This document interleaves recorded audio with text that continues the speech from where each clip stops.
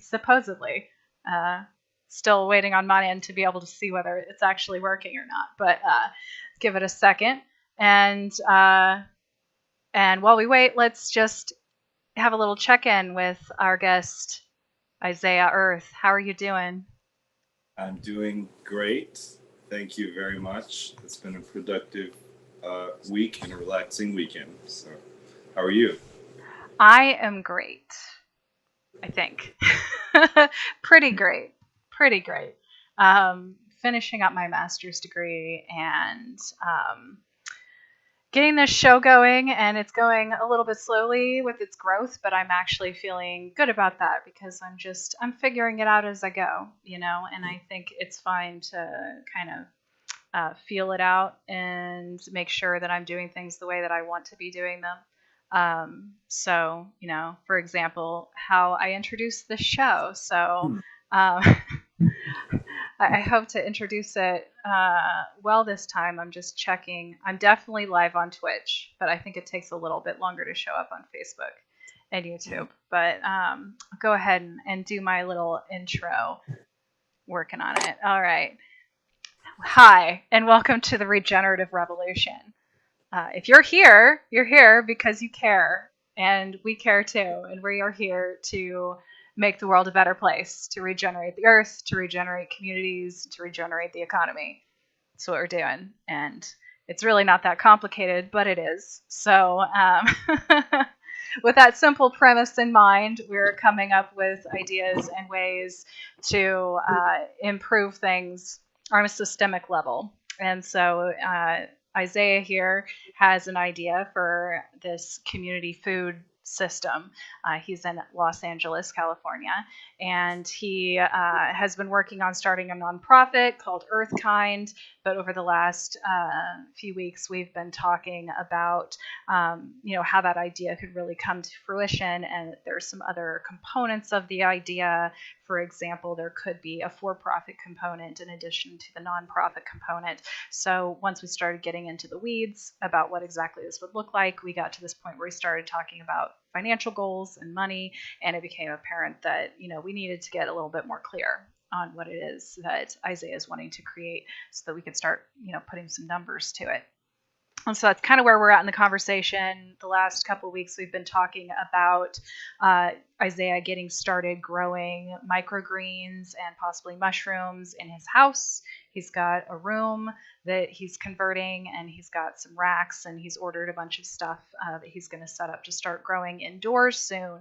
And we were talking about the ways that could provide him with kind of a base of product, food being produced on a regular basis that would give him something to take to market, to create a market, whether that's like a farmer's market booth or connections with distributors or, a membership, like a CSA thing where people pay a membership fee and they get food every week or month, or even selling people like a token, like an alternative currency that they could trade in for food. Those are the kinds of ideas that we've been talking about. And we still aren't 100% sure on that. So I kind of want to start where we left off there.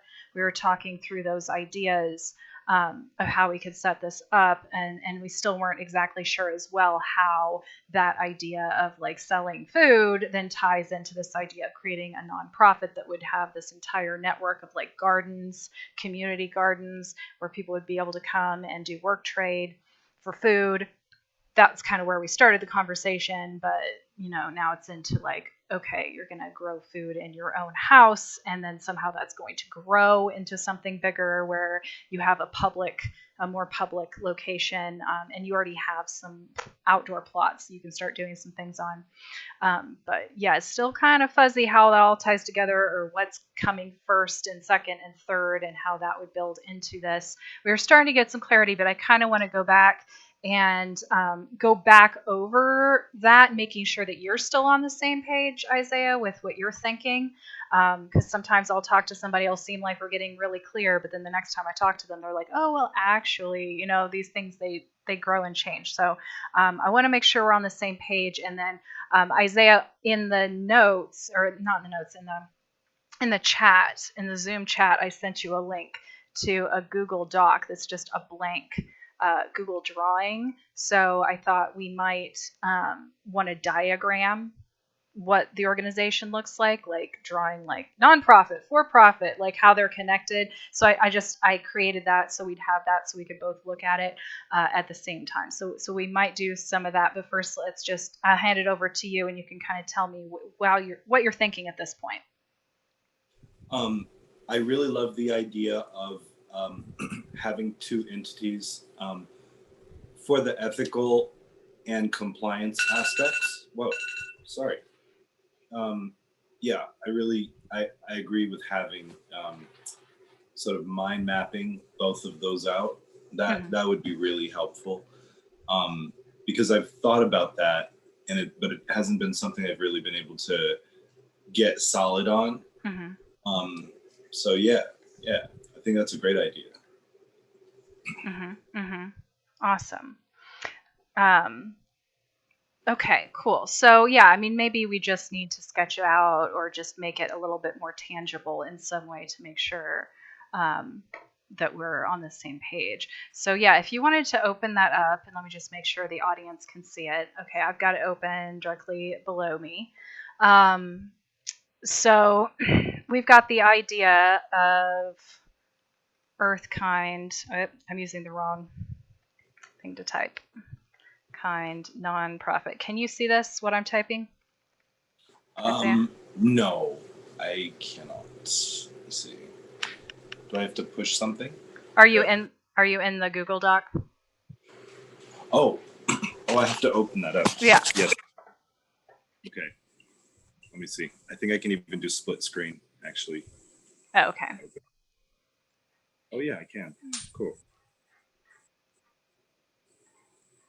Okay, so I can't see you now. Do you not have another device? Or are you just on your phone? Oh, actually, yeah, I can. What I can do is.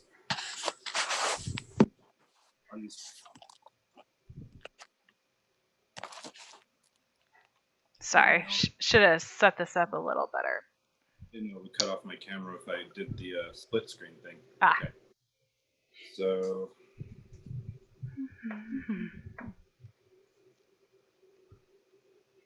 Oops. Okay, so I have. I'm just looking for that doc.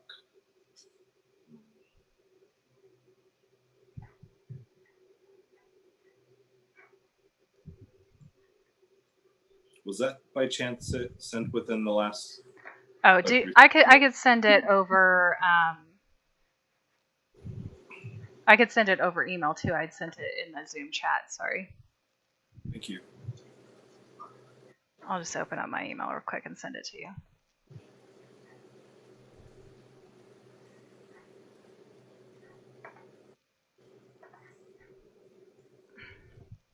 Oh, did you put it in the chat?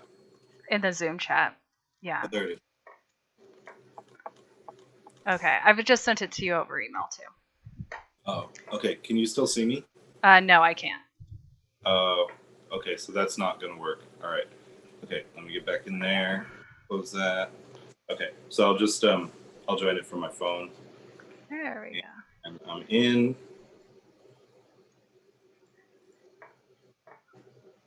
Cool. Ah. Okay. Can you see what I've drawn now? Yeah. Mm-hmm. Okay, great. Sorry about that. Okay. So, yeah, you've got a nonprofit and a for-profit, and you've got people. Like, I kind of want like some little like symbol for people, but I don't know if I've got a good one. Hold on. No, I don't really. Yeah. Oh, there's a person. You have people, and they are going to need to interact with these two entities in some way. So I would like to figure out, what's going on here. Your nonprofit would definitely be providing information to people.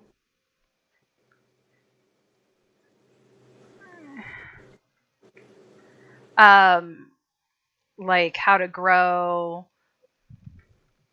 food, where to get food.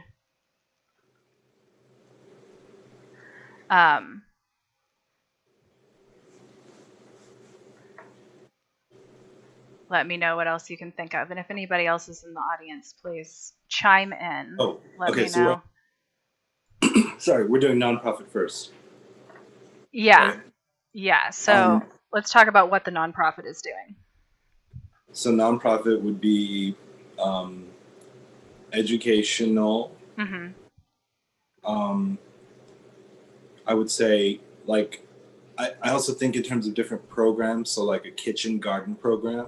Mm-hmm. So if it's possible, like there was an organization in Oregon who was doing the UC Veg, the Vegetable Education Group.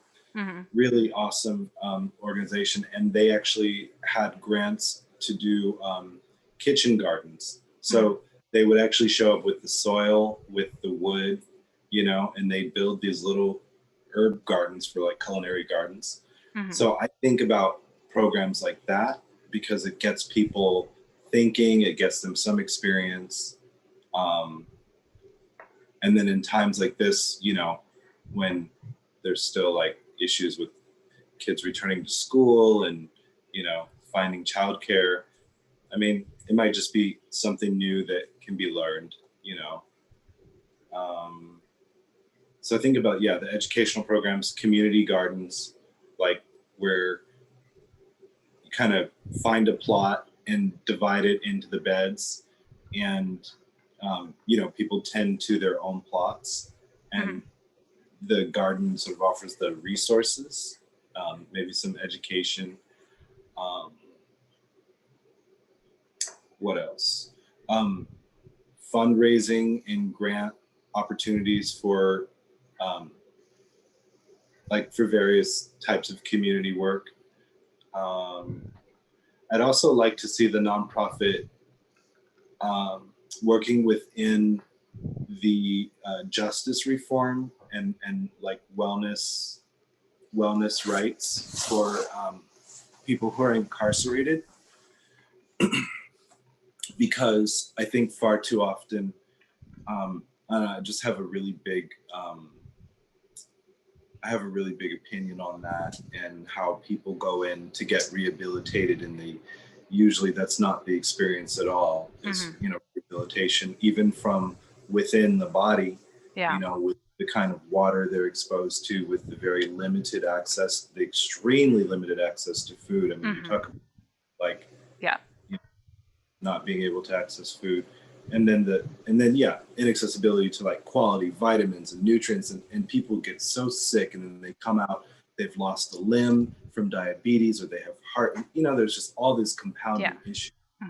So I really see the nonprofit as also, because that's a huge thing that not just one, you know, a small team in one nonprofit can really tackle, you know, justice reform and wellness rights. So I really see the nonprofit as linking up all these different organizations that have similar similar missions to accomplish, you know, bigger sort of steps in the right direction. Yeah. Whereas that wouldn't really make sense for a for-profit. You know, a for-profit, I think, in my mind, would more so be sponsoring or supporting, you know, those. Yeah. Well, when you say partnering with other nonprofits, I mean, what do you mean by partnering? Would that be like, okay, we're doing this project together as two nonprofits coming together to do the same project, like that sort of thing? Yeah, okay. Yeah, because for example, I'm not well versed in navigating the prison industrial complex, the prison system. I wouldn't know the first way to go about establishing wellness programs or community gardens or I don't know why this keeps going off. I really apologize. I even turned it all the way off. Yeah, I wouldn't know the first way to go about, you know, doing that. But somebody whose nonprofit's mission is, you know, they already have sort of that audience. They already kind of have the network into the the administrative side of the prisons and how do we communicate, how do we propose a program, things like that. Yeah, that's where I see the partnerships coming in, you know. And same thing with, like, for example, food banks. You know, all I really know how to do is give the food to the food bank. But if I know a little bit about how it operates, maybe there's a way I can come together with other nonprofits and for-profits so that that food bank can have their own garden. You know, I think every food bank should have their own, you know, should have their own garden. That would be beautiful. But yeah, if it makes sense, like doing programs like that collaboratively. Okay, cool. So yeah, we've got a good list then of things that the nonprofit provides. So then, okay, let's talk about the for-profit then. What would it do as far as delivering something to people? So I see a for-profit more so doing urban farms that are more like they're community centered. So it's like it's a for-profit, but it's community first for-profit. You know, it's socially driven, it's socially conscious. I guess that's the word I'm trying to say, is a socially conscious corporation that so on a larger scale, I think that it works better to have, if you know, a farm of an acre or more, for example, where it's anywhere in the world, it kind of makes sense to have more of a for-profit model, I guess. I mean, is the co-op model a for-profit model, or Yes. is it? Yeah, it's a for-profit, but kind of like with a benefit corporation, providing a benefit to the members is first and foremost above making a profit. Yeah, I really like that idea. I like that idea. Yeah, I think that it aligns a lot more with the values, with the social values. So yeah, I really see that as being, you know, a 1 to 3 acre space that's providing consistent quality food to the community, to the co-op, you know, at affordable prices, with subsidized, you know, programs. Maybe, I don't know, maybe it can work in tandem with the nonprofit to do that. I don't know. I haven't really figured it out, but that would, I think, be the majority of the for-profit, as well as selling byproducts from those programs. So perhaps compost, mealworms, earthworms, worm castings, nutrients, yeah, things like that. Okay. Nutrients. Okay, cool. Yeah, so I mean, what they would be in terms of providing to the people would be, with the farm, there would be jobs that would be providing, and that would be in a cooperative kind of environment. Yeah, which is much better than being a slave to some corporation, in my opinion. And then food that you'd be selling, and then these other byproducts like compost, worms, and nutrients. Yep. Right. Okay. Okay. And so the nonprofit has a grant to do training, and so that training can be offered for free. Yeah, I don't know how they could work together, but okay, well, that's the next thing I was going to figure out. So I'm making an arrow from the nonprofit to the for-profit, and we can list some things that they would be providing. So make sure this is all visible. Okay. Yeah. Okay. Nice. So the nonprofit would provide to the for-profit, let's see, information on farming, gardening, etc. Right? You'd have like a store of information, and maybe consulting as well. And let's call that regenerative farming. specifically, right? Mm-hmm. And then you would be providing. Okay, so programs, like supportive programs. So some of the educational programs that you do with the nonprofit could help like attract workers to the cooperative or educate workers of the cooperative or potential workers for the cooperative. Like just the general regenerative farming education would help create educated members for the for-profit, right? You need to train people, right? So some of that could be through these nonprofit educational programs that you might be providing for free, or at least having grants or having scholarships for, or whatever, however you're doing that. Educational programs.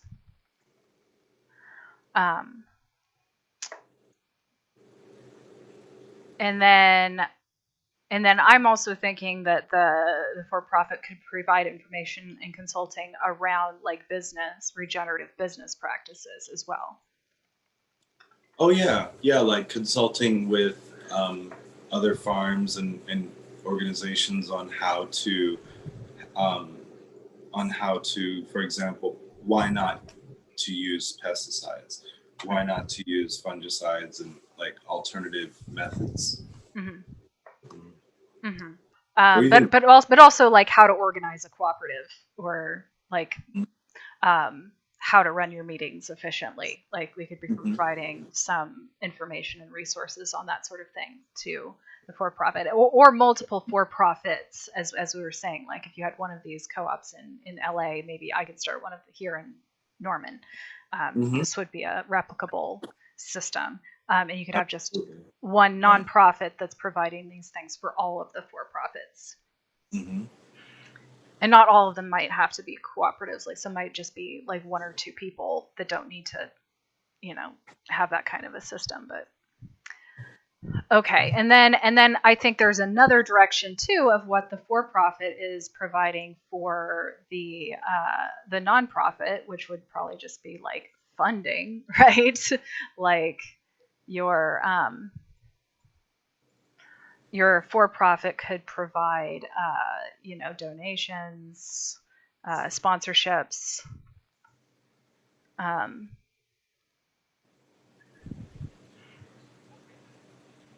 promotion. Yeah.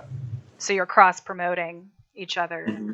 And then the for-profit could just like donate a percentage of their profits to the nonprofit. Yeah. If that's permissible, that would be fair. That would be like keeping it. That would basically be a regenerative model for a corporation, right? Socially conscious. Yeah. So, I mean, this makes sense to me. Yeah. So then a question is, what are you going to start doing now with each of these different components, that we can start moving on with our questions, which are, where are we getting to? Hold on, let me get to the right page. Okay. So what systems do you need to put into place to start making money right away? That's the question we've stopped on. So yeah, what are you going to do first to start making money, and where does that need to go? Does that need to go into the nonprofit bucket or the for-profit bucket?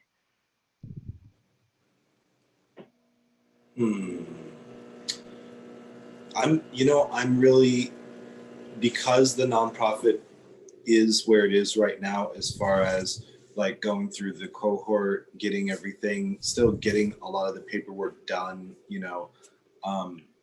organizing the strategy, all that stuff. I think the for-profit model, it might be best for now, because because it can always pivot very quickly once the nonprofit is up and going. Yeah. Well, here's what I feel like doing from this point on with our process is actually focusing on that for-profit component from here on out, because you've already got some help forming this nonprofit with this other organization you're working with. So, it seems like maybe you don't need me for that. And it also seems more simple, Well, I need you. Sure. But I feel like I need all the help that I can be possibly blessed with. So. Right. But you've got help as far as like how to apply for the 501 status. I don't need to walk you through that necessarily. Sure. So maybe we should focus more on the for-profit, because they're not helping you with that. And I can give you a lot of information about co-ops or other cooperative type organizational structures. And, I'm a little bit better suited to help you figure out a business model for a nonprofit, for for-profit than a nonprofit. Is just more my area of expertise, is cooperatives.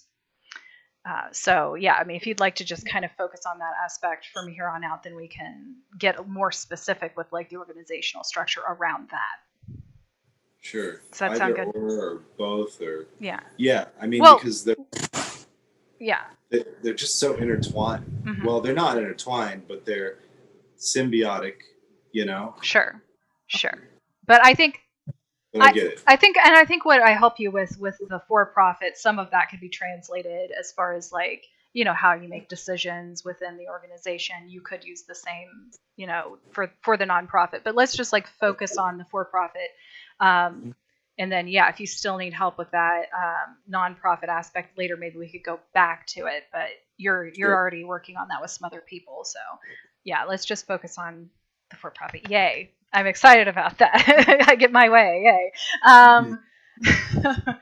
Okay. So for the for-profit, so let's just go back and look at the last question I asked you last time, because we got some specifics on there, which was, calculating how much income you need to get to cover your expenses and how much you're going to charge per person, that kind of thing. And so some numbers we had come up with tentatively were to get an initial membership fee from people joining of about $50, and then to charge about $100 a month on top of that, which would give people like a weekly package with microgreens and mushrooms and whatever else you're growing. So you'd have that kind of guaranteed sale, and that you would need about 30 members at that level in order to make $3,000 a month, which would be kind of a good minimum income to get this started.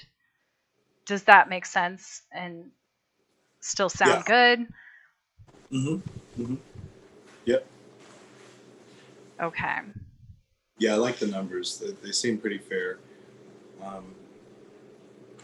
And then going through the EBT process, I wasn't even sure actually. I think you can as a nonprofit, but I that was a new one that came up. I hadn't had a chance to really research yet. Mm-hmm. But I know obviously as a for-profit, that's the most common anyway. Yeah. So that's something that I hope to be able to offer. Yeah. Oh, and I found out that it's a state-by-state thing, doubling the farmers market EBT tokens. It's a state-by-state thing, and Oklahoma is still doing it. No idea about California, but Oklahoma is still doing it, which means that my food stamps that I just got, because my daughter, we last year qualified to get reduced price lunches. And so they're like, oh, because you qualified last year, here's an EBT card with like $300 on it. I'm like, okay, like I didn't qualify this year, but they gave it to me anyway. So so that's how I found out. It's like, yay, I get double. I get $600 worth of farmers market food. Okay, fine, I'll take it. What not? Why not? I'm like uncannily good at getting free organic food. Like, it is insane. Probably half of the food that I've eaten in my adult life has been free organic food. And it's not without even trying. Like, it just comes to me. So anyway. Okay. But hold up. Before you go, yes, that sounds good. with the $50 initial investment thing, we were thinking about that in terms of having. So last time, and I posted this as a highlight for the audience if they want to go back and look. I talked through like what I would do if I was like starting a for-profit through this, and my suggestion was to have it be a consumer and producer or consumer and employee cooperative. Sorry. A consumer and employee cooperative where the consumers would have one or two elected board members to represent their interests, and then the workers would elect at least three, of the board members, so that they would have effectively more power because they're more reliant on the cooperative to provide them with a living. And by the way, you can make a very similar structure using an LLC. You would just write all of these rules into the bylaws. According to the incorporation rules, if you are a cooperative, you have to do things democratically in every way. And state to state, there's very specific rules on how you can do that. I know in Oklahoma, before we updated it, like you had to have a quorum of over 50% of the members present to like vote for the board of directors or something. And with a cooperative with 3,000 members, that was difficult. So we actually ended up changing our incorporation status to a different incorporation because we couldn't meet the legally required quorum to elect our board. So there's stuff like that. We would have to do research specifically into California if that's where you're wanting to incorporate it as to how to set up a cooperative. But certain rules like that are hard coded in by law if you are incorporated that way. Whereas with a LLC, you can craft it however you want. So, if you did want some rules that are different than what the law would require for a cooperative, then you could still make it happen. You would just do it as an LLC. The bad part about that is just if like you ever passed away or something happened and this LLC ended up in the hands of someone else, they could change it like that and just, undo everything and make it into a normal company, right? They wouldn't have that legally binding rule that you have to like do things democratically. Yeah. So. Anyway, so yeah, I was thinking a consumer and employee cooperative, and that's why it was a $50 investment, because you'd have a lot of people signing up at that level. And if you had a lot of people signing up that level, then $50 per person would add up pretty quickly, and you'd end up with several $1,000s that you could use to, pay yourself back for these investments that you're making on your infrastructure, and whatnot. Now, if you didn't want to do a consumer co-op, let's say you just wanted to do a worker co-op, then you might want to charge more and have people like pay that over a period of time. Like, so it might be $1,000 and your employees would start paying that off $100 at a time. And so it would take them a while to get up to the point where they actually do own a full share and would have that voting power. So you'd have this time to kind of vet people, and you'd just maybe hold on to $100 from each paycheck or $50 from each paycheck to go towards that, but they wouldn't actually have the full membership probably for about a year, I would suggest, so that people have some time to get into the organization, get acclimated, get educated. And if somebody joins and then they quit 3 months later, you're not going to be tangled in this, web that you're going to have to untangle of them having joined already. So, you don't have to do that. You could just let people join immediately, but almost no worker co-ops do that because it's a bad idea. People quit after a month all the time, and you don't want to have to refund them $1,000. It's just a pain in the butt, and you don't want to give people voting power before they even know what they're doing.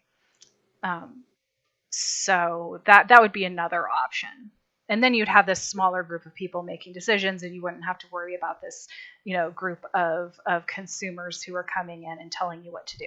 However, as I said last time, kind of the reason for doing it that way was because I wanted to make a really easy path for consumers to become workers. So if you have a membership, you could start doing work trade and work trade off that $100 a month. And then if you then took a little educational program to figure out, how to do regenerative farming, then you could get certified in regenerative farming, in some way, and then you would be eligible to be a worker and could start working part-time or full-time and become a worker member, and to make that really easy.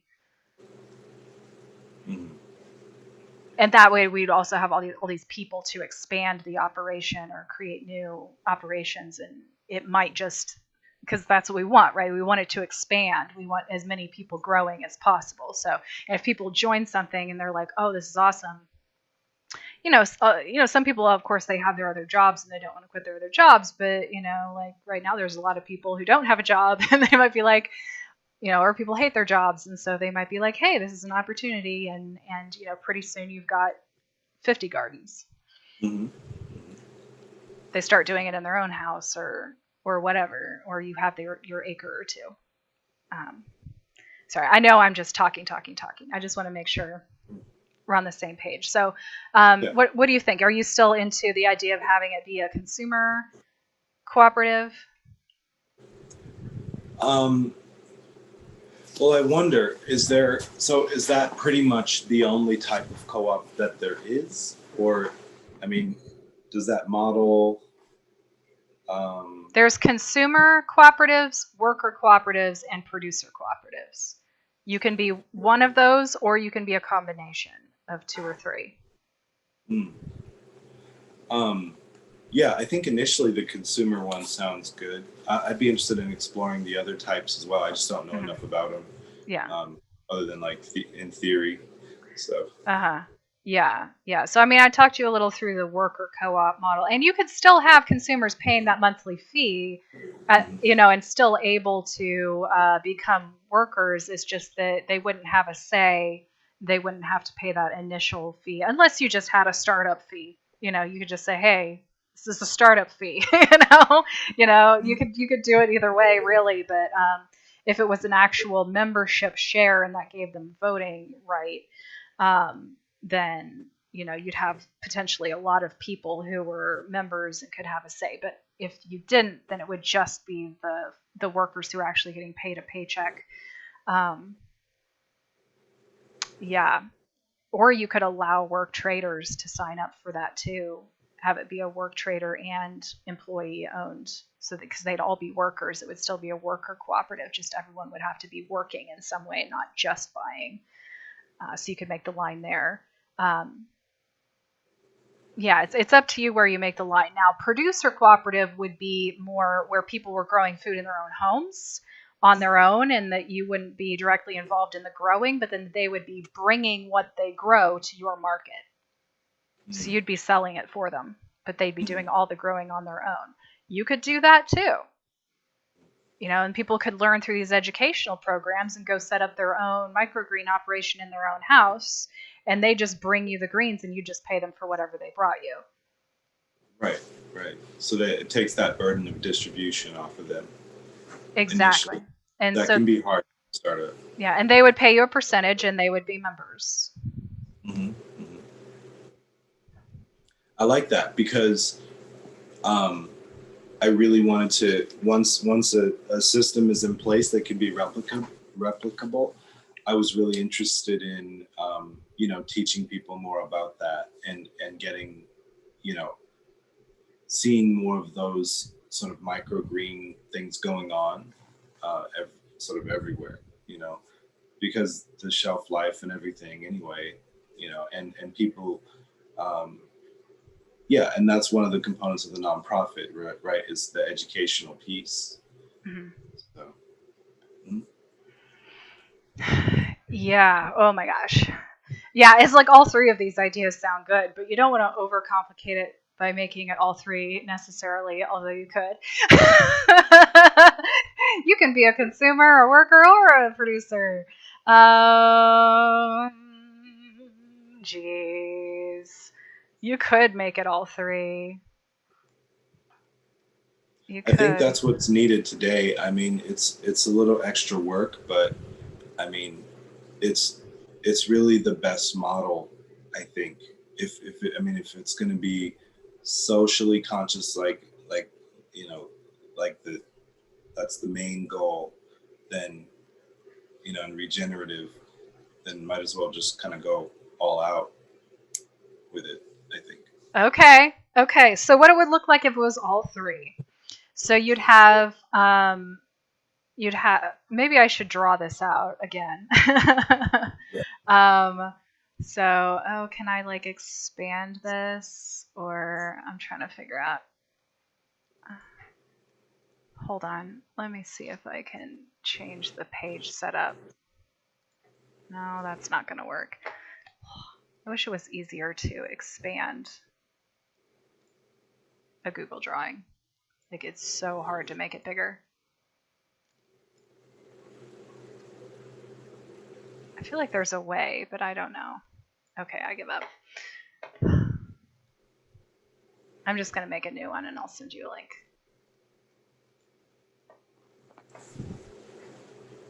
Sorry, audience. We'll get you here in just a second.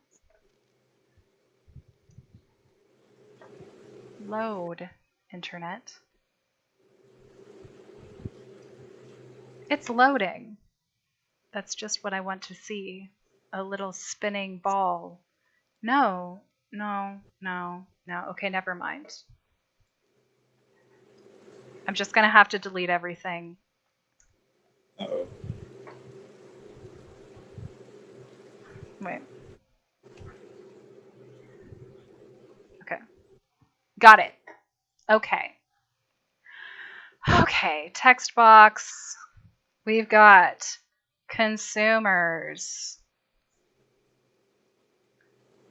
We've got workers. We've got producers. And we've got this co-op. So, okie dokie. So the consumers are paying a, okay, membership share. So let's say to make the barrier to entry low for consumers, that'd be $50. I don't know if you can do different membership shares for different classes. That might be a state-by-state thing. You might be able to do different amounts for the different classes. I'm not sure. I think it's a state-by-state thing. Okay, and then membership fees, and that would be somewhere around $100 a month.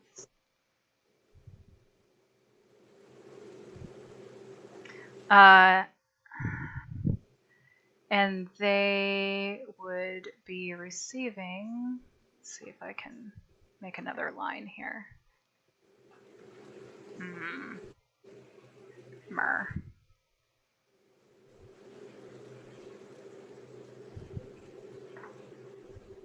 I'm gonna move this. I'm gonna move those guys down there. They'd be receiving, so they would have a vote for 1 to 2 board members. They would get a box of food every week.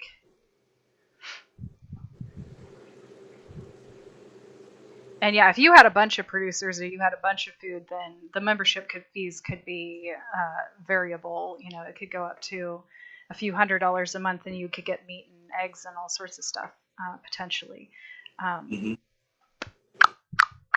They would get educational programs that might be in partnership with the nonprofit in some way. But the co-op would probably be involved in that as well. Okay. Now, over here with the producers, we've got what the producers are getting from the cooperative. I hate how it makes the box so big. Okay. Okay, so again, educational programs, probably through the nonprofit, at least the co-op could, you know, be helping pay for it and set people up with it.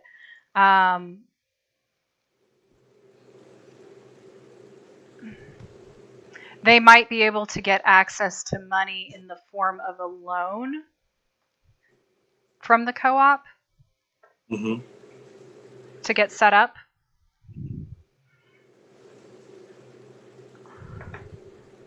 And then they would also get a vote. Vote for 1 to 2 board members. Okay. And then we've got what the producers are giving to the co-op, which would be something like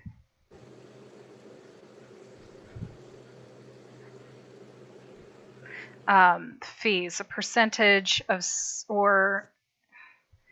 a percentage of sales. So yeah, it would be like a distributor. So probably like 20% would go to the co-op.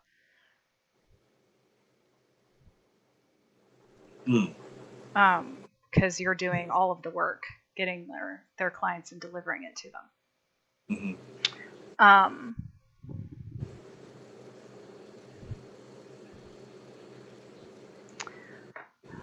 And what else would the producers be giving to the co-op, if anything?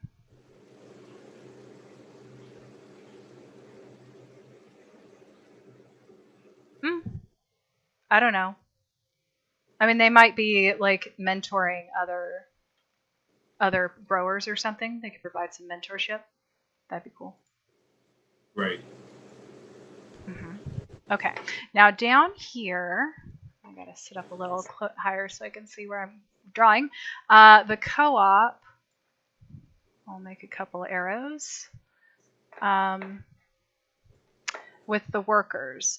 So what the workers are getting from the co-op is, a job, obviously.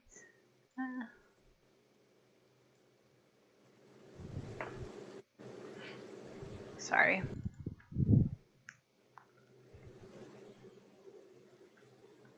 And this is also where I put the vote part.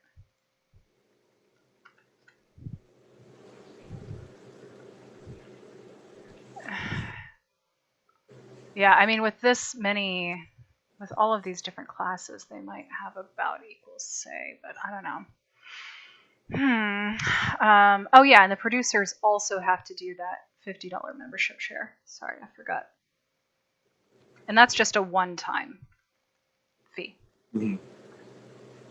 That's refundable if they leave.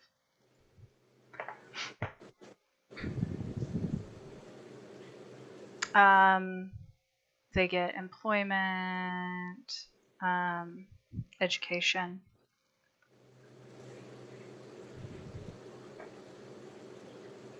Okay, and then what they get from, what they give to the co-op would be that $50 membership share.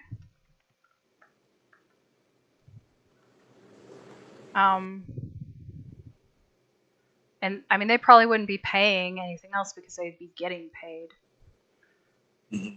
Except that some of them might be able to put in sweat equity. I'm going to put sweat equity, and that wouldn't be required, but could be possible from some people. I mean, what you're doing right now would be considered sweat equity.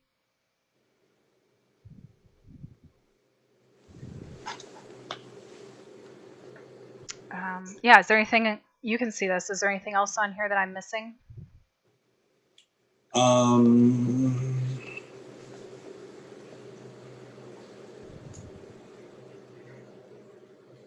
No, I mean, it makes sense to me. And it allows for some capital, actually a little bit to start coming in, right? So as to afford more seed and equipment, things like that. Yeah, you've got the capital investments from all three, and then you've got the fees coming in from the consumers and the percentage from the producers, although that's just going, to the consumers. So you just have to pay some portion of that membership fees to your producers. Yeah, I'm not sure exactly how you do that. Like we talked about, you could do this as a CSA box where everybody just gets a share, or you could do some sort of like an alternative currency kind of thing. You might want to just try it out and see what ends up working, because what ends up working might end up being some sort of kind of a hybrid where like everybody's guaranteed certain staples and then you come pick it up yourself, and then whatever else we have available, you can take some with you or something like that. You can like finish filling your box with whatever's available, or you have points that you can use to buy additional things, and you just get, everybody gets a dozen eggs and, a loaf of bread or something, I mean, sure. Not everybody eats eggs or bread, but right. There could be a base package and then addition, or it might be all one or the other. But and again, we're making this as a template that could be replicable, so different people could do it different ways, or different organizations, different groups could do it different ways, and you would want obviously your consumers, producers, and workers would have a say in how these rules work. And so stuff like that especially would be something that you would want to set some initial starting point. You would want to say, okay, we're starting out this way, but it would be up to a vote then, after that of being able to change how that sort of thing was done. Well, I say it would be up to a vote. It would be up to some sort of decision-making structure, which we're also going to have to come up with. So in an organization like this, what I have seen, my experience has been, is that when people try to start something like this, they start with too little structure. They start just, or they overthink it, and then they just they can't enroll people because it's too complicated. So we want to make it not too complicated. Like, this isn't complicated. I think I'm a little bit on the overthinking things side of things is how I tend to go. But the other way of doing it is to underthink it. And what I've seen other people do is to underthink it, and then everybody gets in a room together. You've got these consumers sitting there, you've got these producers sitting there, you've got these workers sitting there, or potential, people, and they're all sitting there and they're looking at each other like this. Like, nobody knows what to do because you haven't set up any sort of structure for people to make decisions or even have a conversation. So, you have to have some initial format for people to even have a conversation, for them to come up with these, decisions. And it's best to have a formal decision-making structure that people can actually raise their hand and go, I have a suggestion, and you know what to do with it. You actually have a process for submitting and voting on proposals from the get-go, or else you're going to end up kind of spinning your wheels, and usually whoever ends up standing up and taking over ends up the person who's in charge making all the decisions. And I don't like being that person. So I've always felt really uncomfortable in that situation, because I don't want to be the asshole who just takes over, but there's no system for me to raise my hand and say, I have a suggestion. Don't do that to people. It's not nice. So anyway, yeah, we've got that. So, okay. You need to figure out what you need to do to set up this system. Right? And I think that you could start pretty simply. Let's say at the beginning, let's definitely leave the producer's piece off until later. Let's not worry about that. Let's add that on later. But you're definitely going to need consumers, and you're going to need workers. And for right now, you're the only worker. Right? So we get simplified here if all we need to focus on at the beginning is how the consumer piece of it works. Right. Okay. But eventually we want to have this whole system, right? Are you on board with this? Yes. This madness? Yay. Awesome. So yeah, let me go back to our questions here. Okay, so we're still saying the same thing. $50 initial donation, about $100 a month in membership fees. So you need to start bringing on members. So for right now, I would recommend actually starting this with your nonprofit. It's going to take a little bit for you to get something incorporated, but if you want to start taking people on right away, you could possibly, like, because you don't have a 501 yet, and legally with a nonprofit, you can run all sorts of things through that company, through that organization, as long as you're not paying yourself out a profit. As long as you don't have a profit, it can kind of do whatever it wants. You know, so I mean, you have a choice here. Either you can run it through your nonprofit bank account, or you can run it through your own personal bank account. Or we could just stop and go, okay, this might take a month or two, but we need to incorporate something before you start doing any business. Mm-hmm.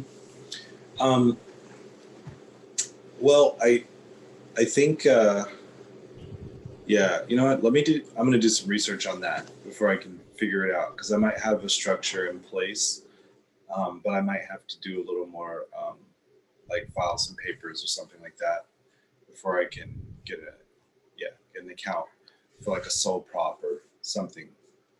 Yeah, might have to start. See. A sole proprietorship. Mm-hmm. Yeah. You can just use a simple sole proprietorship or an LLC just to get things going, because I know that you've got the stuff to start growing, and I just want to get you started as quickly as possible and get the what's the word I'm thinking of? Proof of concept. Because I think it's a lot to set up a cooperative. It's kind of complicated, so I'd like you to have a proof of concept. Yeah, before you go through a lot or like pay a lawyer or anything like that. So at least get like, oh, people are willing to pay this much to be a part of this. Mm-hmm. So, you know, I think that we might have even said, you know, getting like, I don't know if we put down a number, but getting like your first 5 or 10 members. Mm-hmm. Do you have any idea what you want to get started right now to be able to, you know, sell what you're about to start growing with what you have? That's tough. I mean, I've seen it. Actually, it doesn't look very difficult, right? The microgreens. I also went ahead and I grabbed some things for sprouts, like a sprout kit. It'll make up to 100 pounds, I think.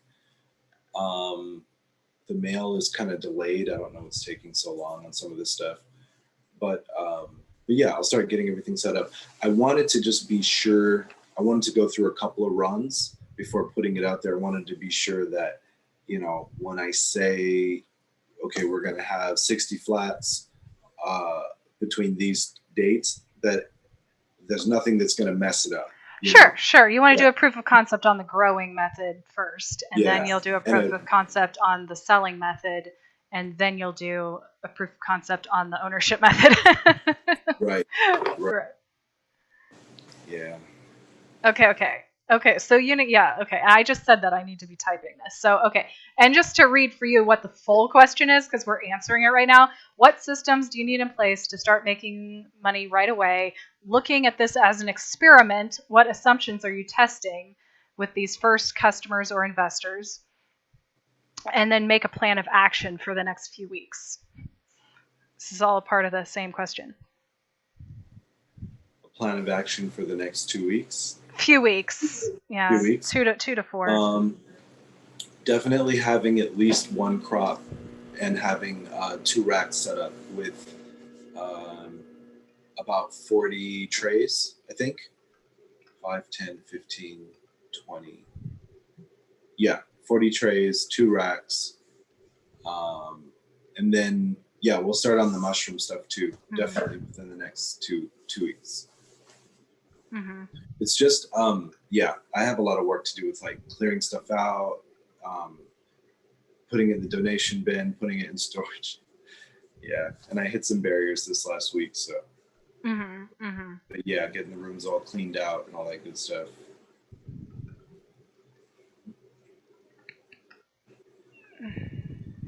Okay, So yeah, I'm putting down the first assumption you're testing is just that your growing system will produce your microgreens reliably.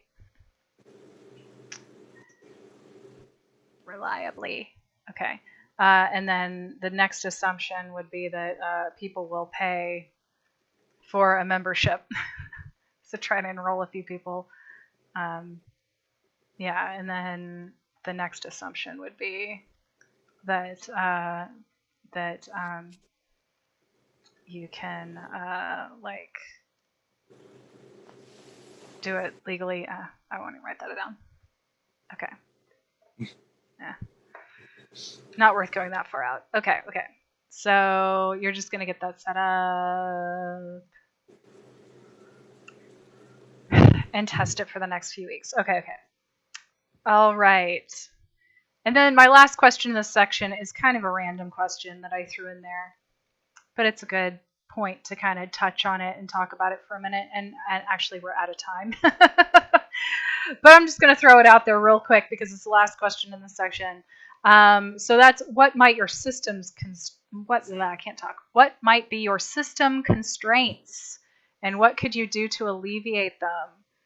When you're designing a system, you want to figure out where your bottlenecks, where are things slowing down and coming to a point where your throughput, your ability to finish, get your product to customers could be slowed down. I mean, the logistics is something that I've really thought about because of my part-time gig, which, you know, I kind of hope it will fluctuate to full-time because of the way that, you know, the economy is right now and not really getting a lot of government aid and stuff like that. So there's that balancing act of sort of doing the work that I have to do, which is, you know, in tech, which I do enjoy. I enjoy helping people and stuff, but it's not really the work that I feel like I was completely destined to do as far as, you know, the social impact and the social work. So there's kind of doing the work I have to do in order to do the work that I want to do and that I need to do. Mm-hmm. And then there's that personal space in there too. Mm-hmm. So something is going to sacrifice, and there's just that balancing act, which can be alleviated by you know, having the resources and having other people here to delegate or work trade or work train. And I kind of have some people in mind. I'm actually going to make some calls this week and see what kind of help I might be able to get, you know, even on a part-time basis with some of the tasks around here, because like turning over the garden and, you know, dumping out the pots outside and mixing, you know, soil and all that stuff, putting in the compost, it all kind of takes time, and it's mm-hmm. I find myself kind of stretched a little thin sometimes. Mm-hmm. Mm-hmm. And then there's the whole logistical side of the delivery of the end product, mm-hmm. which I think is a lot easier when it's done. It's hyper local. It's all within a few miles, and that's really the target radius. So I kind of think that'll be, you know, kind of resolved with that. Okay, cool. Contactless pickups as well. Mm-hmm. Mm-hmm. Well, yeah, that sucks. I'm going to take all that into consideration. Okay, yeah, we're about done. And I just wanted to say, after some of what you just said, you were talking about how, you know, your time is limited, and so you want to find help. And on the one hand, I'm a little bit concerned that you might be biting off more than you can chew, that you're kind of setting yourself up to do a lot of work and that it is going to take some time, and that I don't know if you have the time resources to do it. On the other hand, I'm feeling optimistic because one problem that founders can run into and do often with small for-profit businesses is that they try to do everything themselves. You know, and they get used to doing everything themselves. So the idea that you want to start out with help and go from there and actually do less yourself and just train people, that's actually really promising. That means you're willing to look at this as a system where it's your job to manage people. It's not your job to do everything yourself, which is actually a healthier way for a founder to think than trying to do everything yourself. Mm-hmm. Yeah. Mm-hmm. Yeah, cool. But also don't get stuck in thinking of yourself as a manager, because somebody's got to also do the systemic design on the organization itself, which is a whole nother job, which is what we're doing right now. But, it's an ongoing job. It's not something you just do once. Somebody has to be looking at things on that level. That's kind of the executive level, so just managing people is one piece of it. Doing the work itself is a piece of it, and then managing the processes is the third piece. Mm-hmm. Yeah.